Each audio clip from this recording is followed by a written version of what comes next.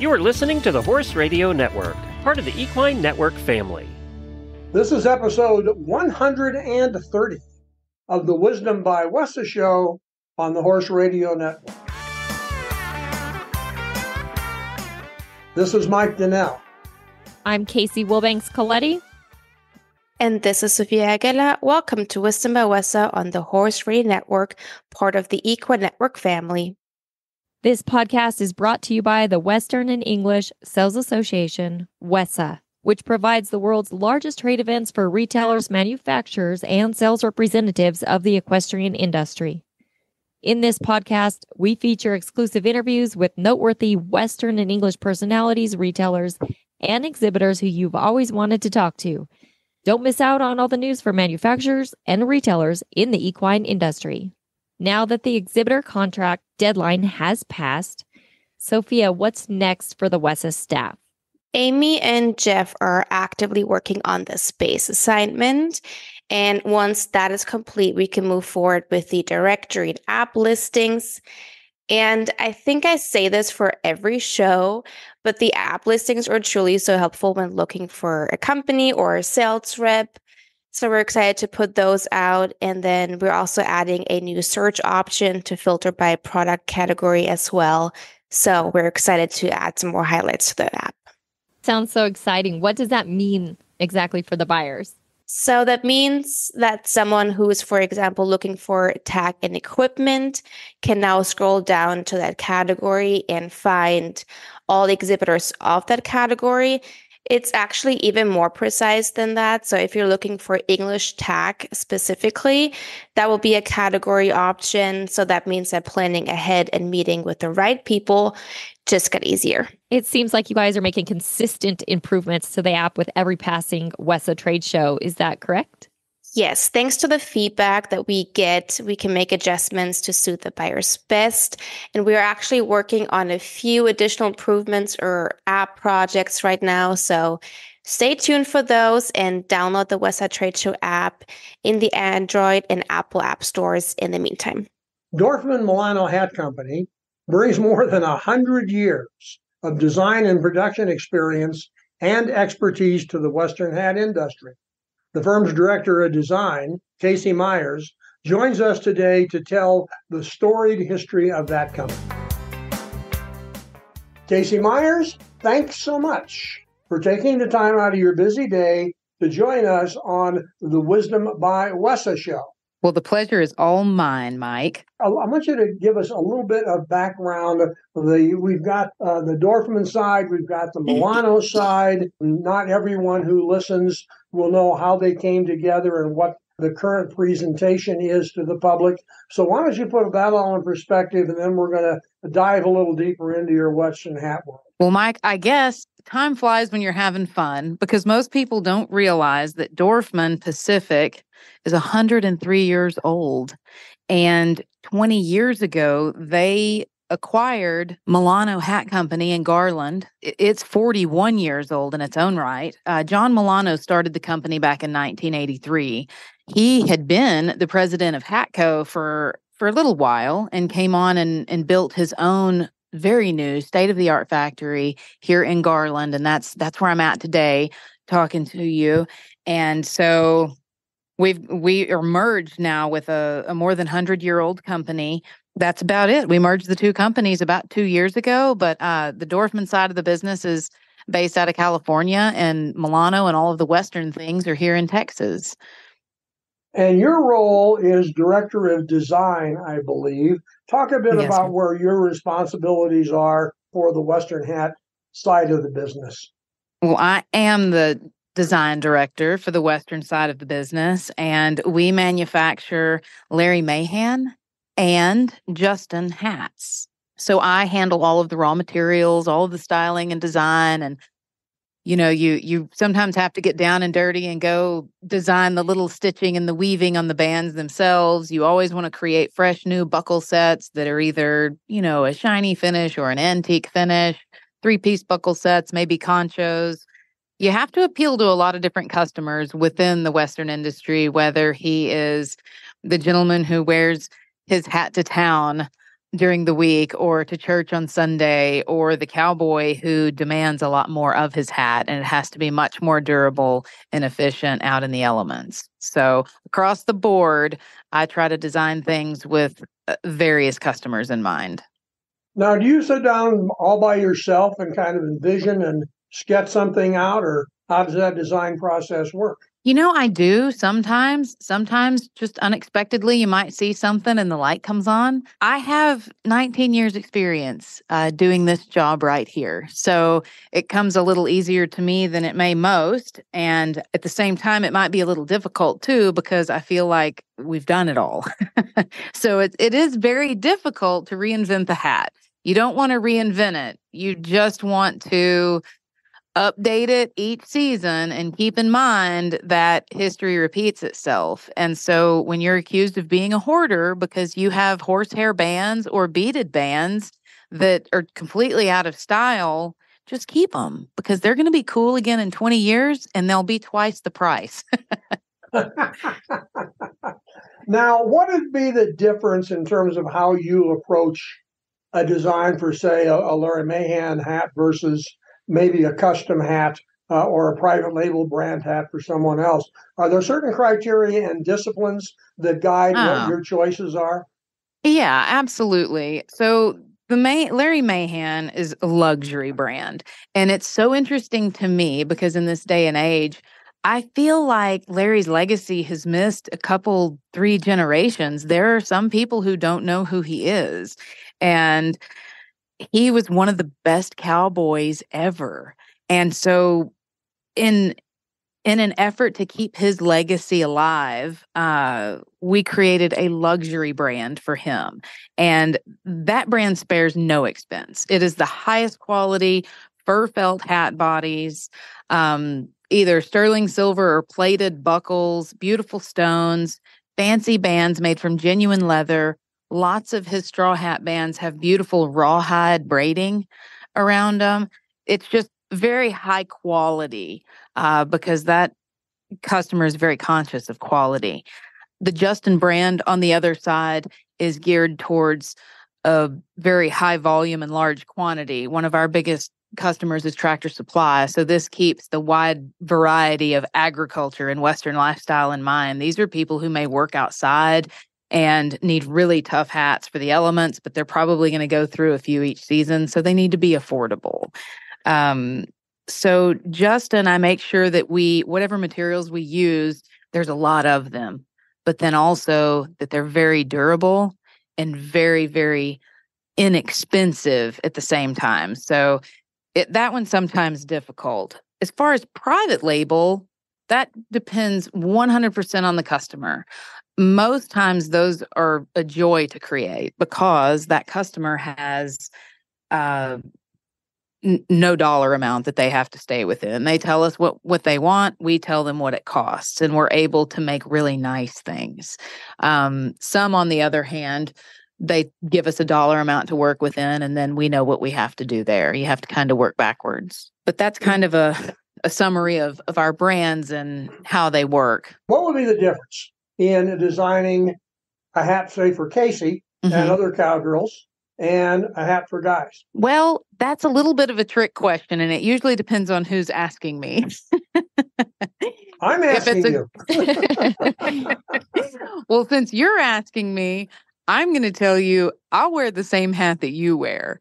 I like just a good cattleman-shaped crown. I usually order mine in open crowns, and I shape them myself.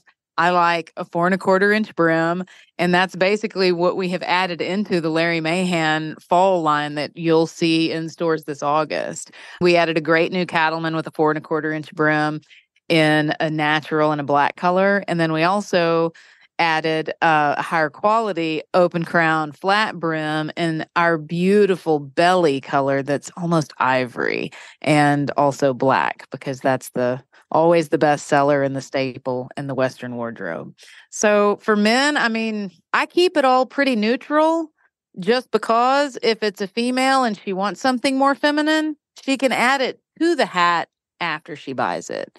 And that's all part of showing your own style and your hat being your statement. It says a lot about you, whether it's in the crease or extra jewelry or a feather you add to it. Okay, Casey, what kind of hat do you like to wear when you ride X? You always got to throw it to me like that. And you can't even pretend that you can't wear these hats. So it's like with jewelry, he'll throw it to me and he'll say, I don't wear jewelry. I don't know. No, I've got Western hats, but I wear, I'll tell you this. For anybody that doesn't know, if you, as you can tell, need to know anything about a cowboy hat, Casey is your girl. And has been for so long. And as we all know, cowboys forever and ever have wore cowboy hats. But I'm going to step out on a limb and say that Casey is who really transformed the way that women wear hats. And you'll see women at the NFR or at the WESA trade shows, or now just anywhere. They wear them as a jewelry almost. And I really would have to say that Casey is who transformed it into that. Oh, that's sweet. Thank you. Well, I want women to feel comfortable in a hat. The thing that annoys me the most is when they say, I wish you would help me pick out a hat. I don't look good in hats. That just triggers me to no end, because everybody looks good in a hat. You just need to pick the right shape and the right style and wear it the right way. I think the most important thing is always balancing fashion with function. And that's the conversation I've had for 20 years. I know, Casey, you compete like I have. Before I had twins, I used to still get to rope. But the top rule, I'm sure everyone who knows, you can never lose your hat. And around my house, if you lose your hat, your head better be in it. I mean, it better be one hell of a wreck. That's right. That's exactly right. It's got to be the right sweatband, the right fit, and be able to pull it down and the crown have enough memory to possibly pop out, but then pop back into place so that you look good when you're doing your interview or taking a picture, and it's not pulled down to your eyebrows with your ears tucked in. It has to fit both ways, in fashion and then in gritty function. So I always have those two things in mind simultaneously. Well, you look great in a hat. Now, I may be guilty of one of those saying, "Oh, I don't look good in hats," to wear. Of course, I wear them to compete in, but you always look great in a hat, and obviously a good example. But again, for those listening, I'm sure everybody does know you, but for those that may not, you come from a rodeo family. You married into a rodeo family. You're raising little cowboys and cowgirls, and you are completely submerged in the Western industry in both competition and fashion. And to me, if I'm a retailer looking to carry hats, somebody like you that is not only designing and has the insight to look forward and trend forecast, and also knows the industry just inside and out on all facets of it, I'm coming to you. And you can help, because if you're carrying it in the store, it's just the knowledge that you can share. And that just that parlays into helping market the items and all of the above. And like you said, there has to be something for everybody. So, and not only that, like you said, you shape your own. So anything that you could ever need with a cowboy hat, cowgirl hat, however you want to say it. That's what my daughter tells me. Mine's a cowgirl hat, not a cowboy hat. You are who to go to. You could do it all. Oh, I hope so. I try really hard. And I think it does make it easier when you do live the lifestyle day in, day out. It's easy to be authentic because it does come naturally. But you do have to keep your eye on the past, the present, and the future, because all three things will still go into everyday design. We're always going to be modifying and hopefully improving. I know with straw hats, we use a lot of moisture wicking, pretty high-tech athletic fabrics that help keep your head dry and keep you from sweating out a straw hat in Texas weather. Just different advances. We've tried to do a perforation punch like what you use on a sweatband sometimes. We've done that in the crowns of hats to try and give them more air in the summertime. And on a black hat, you really can't see it. But some people see that and say, oh, that's genius. And then other people see it and say, it's too weird. You can't punch holes in a felt hat. So you just kind of have to figure it out. One of my favorite designs that I did in the past was to take a star-shaped punch and put them along the exterior border of the brim on a cowboy hat. And everybody relates that 5-point star to Texas. And I thought it would be the cutest thing to name this cowboy hat the Tex Appeal. And I think y'all were able to probably see that at the NFR for a lot of years. It was a white hat with stars punched all the way through the brim for a long time. It was very cute. But it's hard to innovate. And a lot of the things that you do, people don't adopt it. They don't like it. And then some of the things you think that they'll hate, it will never work. They take off like wildfire.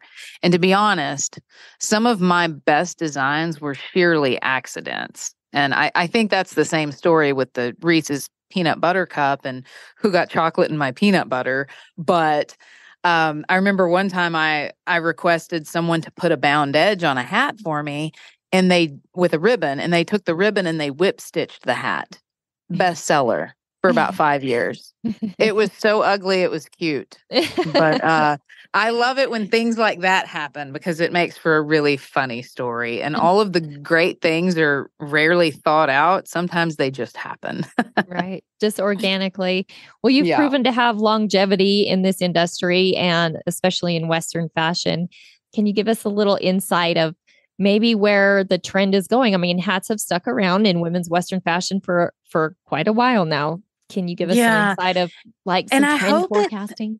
I hope it does stick around because women look great in hats. It's a great fashion statement.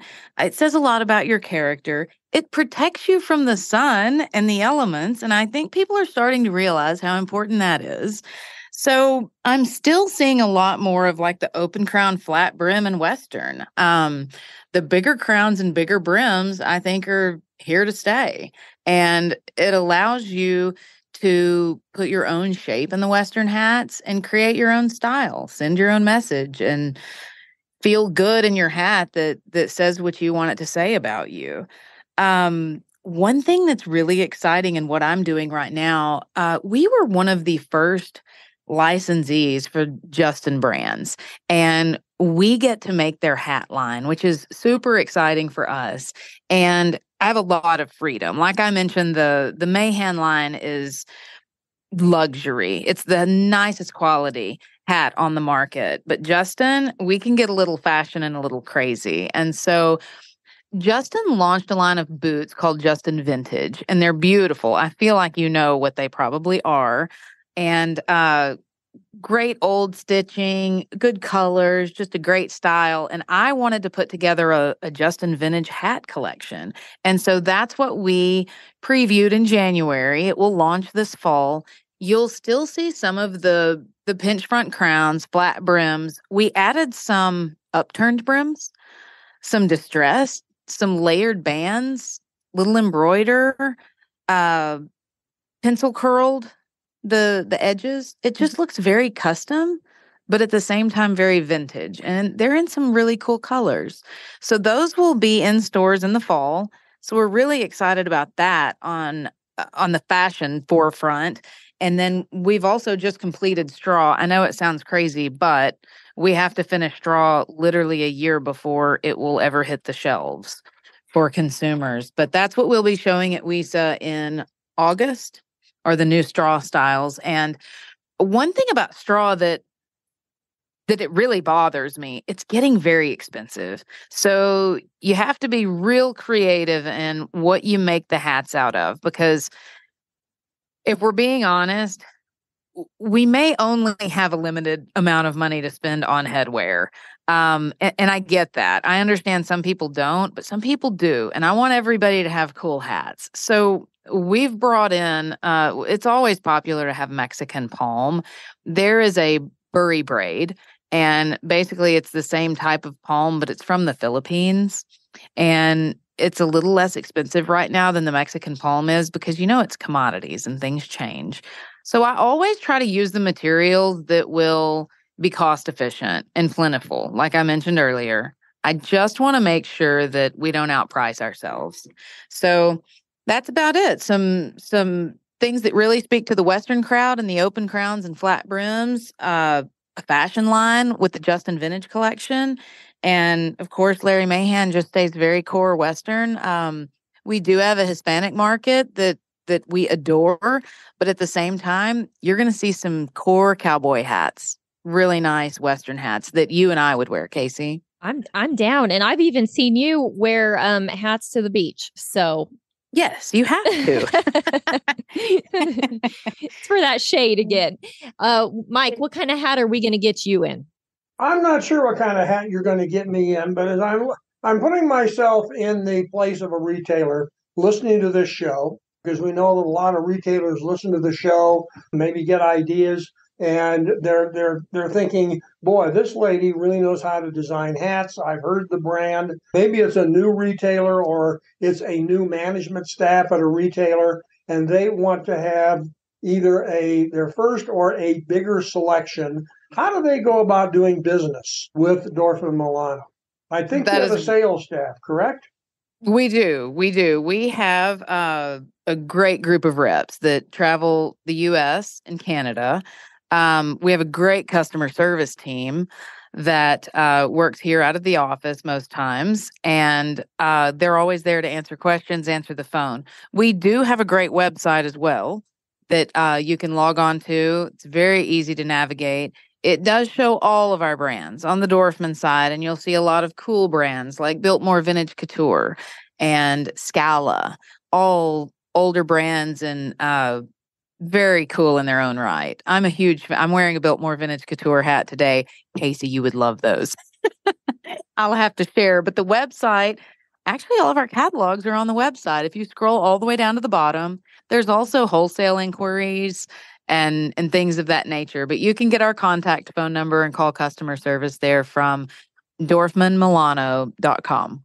And if I remember from our conversation, you're selling only through retail. You're not selling e-commerce where someone comes in and orders a hat direct to be delivered the next day type of thing. It is mostly wholesale. Now, we do have a site. It's called 10th Street Hats if you want to shop from our website, but it's mostly the dress hats and fashion items. There's no Western there. We depend on our Western stores to sell those for us. And I'd like you to chat a bit about the relationship between your company and WESA. The relationship between our company and WESA? You bet. It's long going. We've been around for a long time, and that's one of the things that I think is funny. If you don't talk about it, the story kind of goes away. We've been around so long that I think some of the newer people to the industry may have never heard of Milano. And Milano is simply the name of our company and our factory. We never had a brand, but we are known for making Larry Mahan and Justin hats. We've had a permanent showroom there as long as I can remember. And I would love to invite everyone to our showroom. We're on the 14th floor, and our showroom number is 14256. We have a great showroom. It's full of Larry Mahan's things. You just really have to. I could tell you about it, but you got to stop by and see it. It's just a cool place to be. And Mike, did you know what today is? Larry Mahan. It's been 1 year since he passed away. Oh, really? We lost a legend in rodeo. Yeah. Yes, no doubt. So I thought that was interesting when I realized the day our interview was scheduled.